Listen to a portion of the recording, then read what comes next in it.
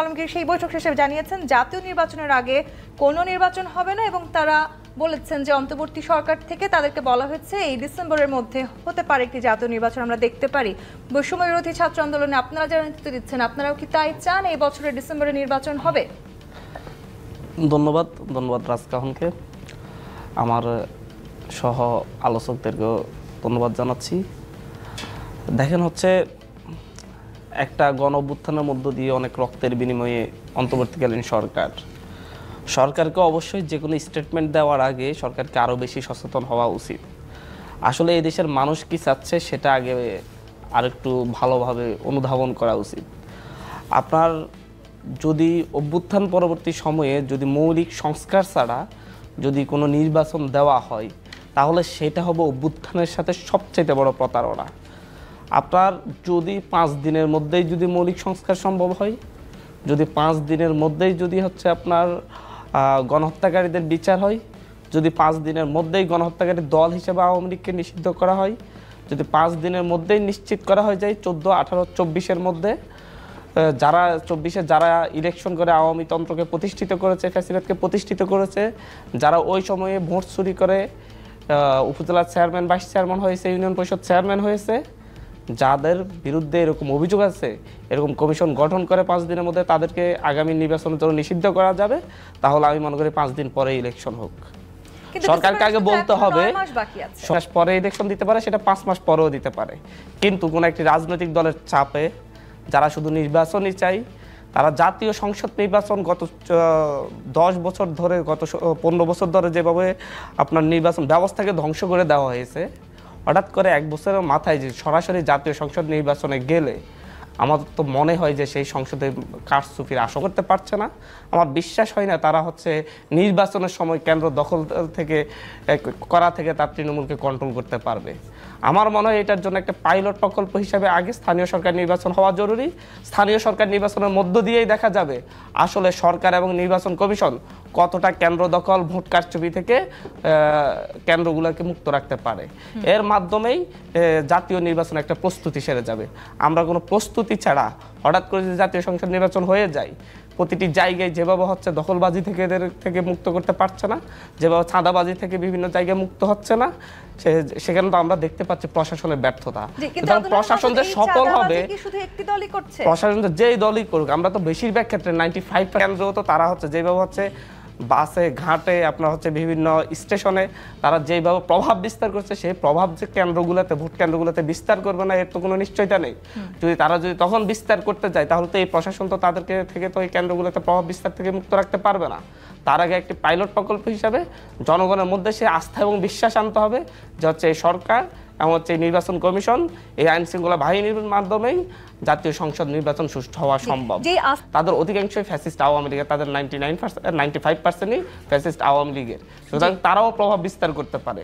আমরা মনে করি তাদেরকে, সেই বোর্ড মেম্বার চেয়ারম্যানদেরকে ক্ষমতাচ্যুত করে নতুন যারা আসবে, নতুন প্রভাবশালীদেরকে আনতে হবে, যারা জনগণের ভোটে নির্বাচিত হবে, যারা জনগণের মতামতকে প্রাধান্য দিবে। তারপর গিয়ে এলাকা ভিত্তিক, আপনি এখান থেকে ঢাকায় বসে যতটা সহজ মনে হয় সংসদ নির্বাচন, কিন্তু গ্রামে গেলে বোঝা যায় সেটা ততটাই কঠিন। আব্দুল হান্নান মাসুদ যে কথাটি বলছিলেন নির্বাচনী ভাবনার, তার মানে কি আসলে জাতীয় নির্বাচনের আগে অন্য কোনো নির্বাচন চাইছে না বড় একটি রাজনৈতিক দল?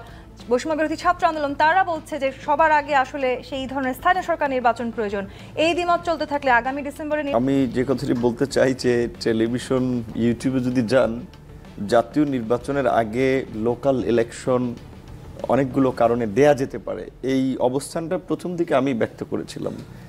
আমার অবজারভেশনটা ছিল যে প্রথমত আমরা বলছি যে একটা নতুন রাজনৈতিক বন্দোবস্ত, তো দীর্ঘদিন ধরে আমাদের দেশের যে রাজনৈতিক সংস্কৃতি, ক্ষমতায় থেকে লোকাল ইলেকশন দেওয়ার ফলে ক্ষমতাসীন দলের একটা প্রভাব লিখিত অলিখিত থাকে, প্রশাসনের একটা সফট কর্নার যে দলীয় প্রার্থীদেরকে জিতিয়ে দেওয়ার ক্ষেত্রে, এবং যেখানে দলীয় প্রতীকে লোকাল ইলেকশনটা ছিল, সেই ক্ষেত্রে আমরা বলেছিলাম যে প্রতীক ছাড়া লোকাল ইলেকশন হলে এইখানে সাধারণ মানুষের মধ্যে এই ইতিবাচক রাজনীতিতে অংশগ্রহণের প্রবণতা বাড়বে, নতুন নেতৃত্ব সৃষ্টি হবে, যেটা আমাদের এই পরিবর্তিত পরিস্থিতির জন্য একটা ভালো এক্সাম্পল হতে পারে।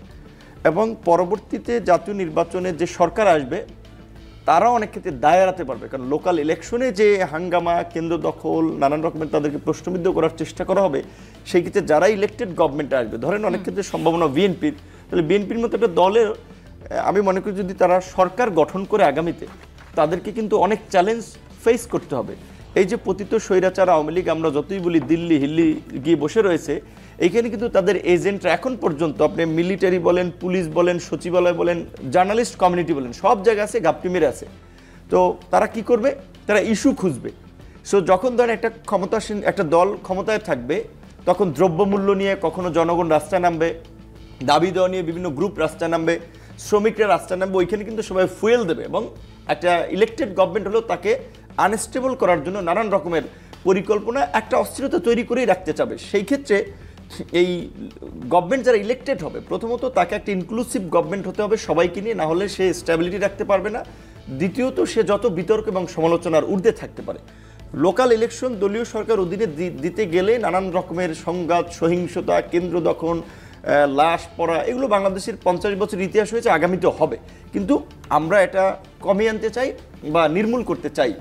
সেই দিক থেকে আমরা বলছিলাম যে লোকাল ইলেকশন হতে পারে। তাছাড়া এই প্রশাসন দিয়ে যে একটা জাতীয় নির্বাচন করার মতো ফিটনেস এই প্রশাসনের আছে কিনা, কারণ আপনি লক্ষ্য করবেন যে ঢাকা শহরে পুলিশ মাঝখানে প্রথম আলোতে একটা ছবি এসেছিল, কমান্ডিং অফিসার যে সে বলেছিল একটু তারা লাঠিচার্জ করবে না, কিন্তু একটু ভাব নিবে যে পিটাপিটি করতে চায়, যেটা মানে একটা মব হতে হয় কিনা, একটা ভয়। এবং এই বিশেষ করে এই জুলাই গণ অভ্যুত্থানে পুলিশকে যেভাবে ব্যবহার করা হয়েছে এবং জনগণের মুখোমুখি দাঁড় করিয়ে তাদেরকে এবং জনগণের গণরোষের মধ্যে অনেকে যে মৃত্যুর অভিজ্ঞতা থেকেও ফিরে এসে একটা মেন্টাল ট্রমা, পুলিশ সহ আমি মনে করি ল এনফোর্স এজেন্সি গোপালগঞ্জে আমি মনে করি তাদের মোরালিটি ব্রেকডাউন হয়েছে।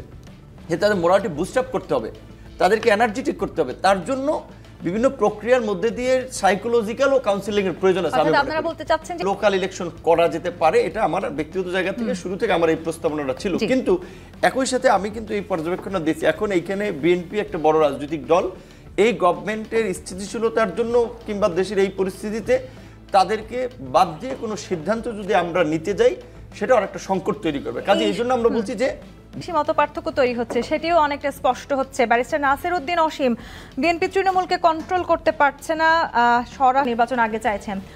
আবার অপরদিকে প্রেস সচিব বলেছেন সব রাজনৈতিক দল। আপনাকে এবং সহ আলোচক, দর্শক শ্রোতা যারা দেখছেন, আসলে একটা বিষয় কি, পতিত স্বৈরাচার মরহুম এরশাদ সাহেব 9 বছর দেশ শাসন করেছিলেন। ওনার রাজনৈতিক দলের কোনো অবস্থান ছিল না। আমার সহ আলোচক আব্দুল হান্নান মাসুদ যে কথাটা বললেন যে স্থানীয় সরকার নির্বাচনটা আগে দরকার, প্রথম বাহন